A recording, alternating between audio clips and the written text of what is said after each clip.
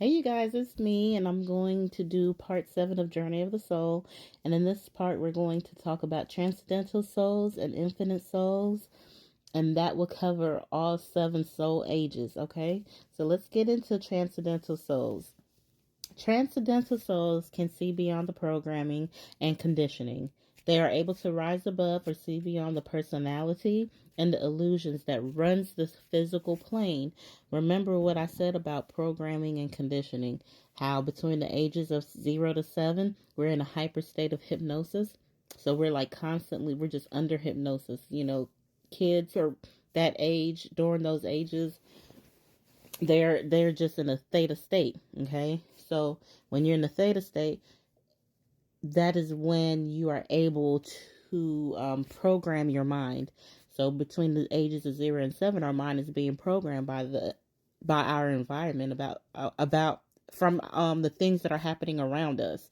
Whether it's your parents, your teachers, some form of authority, your loved ones, family, just culture, whomever, whatever is conditioning us. The emotions that you feel, the things that you see, those are the conditionings. That's also what I refer to as false personality. You have your true personality and you have your false personality. All of that's the same. So the transcendental soul, they're able to rise above or see beyond the personality and the illusions that runs the physical plane. When an old soul completes all 7 levels of being an old soul, that spark or fragment rejoins its soul family on the astral plane. The next plane after physical is astral, okay? When all of the fragments of that soul family cycles off, it becomes one entity. Again, like I stated, I believe in part 1, once the soul, once the sparks of source leave source, they get together with their soul family. The soul family breaks off, and the individual, that fragment of the soul family becomes what we see as a person, right?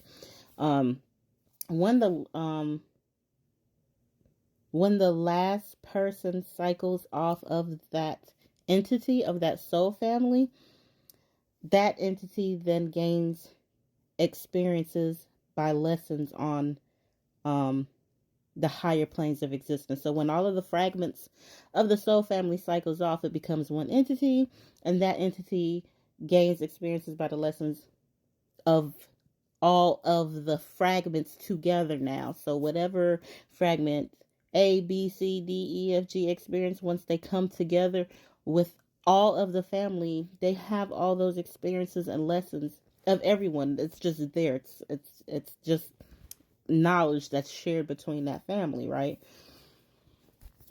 The reunited entity can reincarnate on Earth as a transcendental soul. When the final fragment of an entity has reached the end of the old age and all karma and lessons has been completed, the entity joins that fragment on Earth for the remaining years of the body. So basically, the last one to cycle off, they if they choose to do this, the last person that cycles is that's about to cycle off, and all the lessons are completed. They're completing their old soul stage. The remainder of the soul family will be able to have access to that person, right? To that soul, to that fragment. They'll be able to have access to them in its entirety. Okay, so the fragment of that body now can access all the collective knowledge of that entity.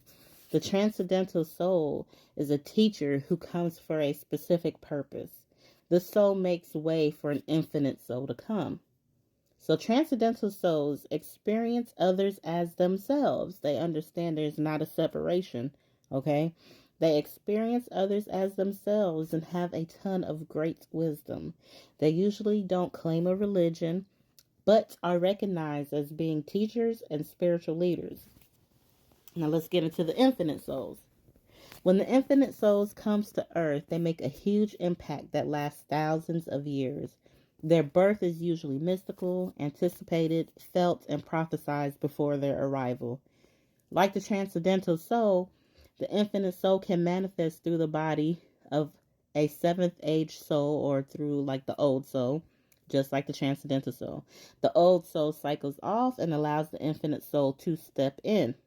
The infinite soul chooses to manifest one of the exalted planes of consciousness to bring or deliver the teachings.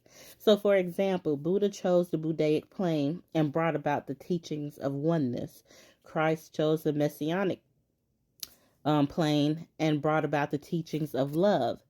Buddha and Christ are the names of the entities or are the forms of the infinite soul. Okay.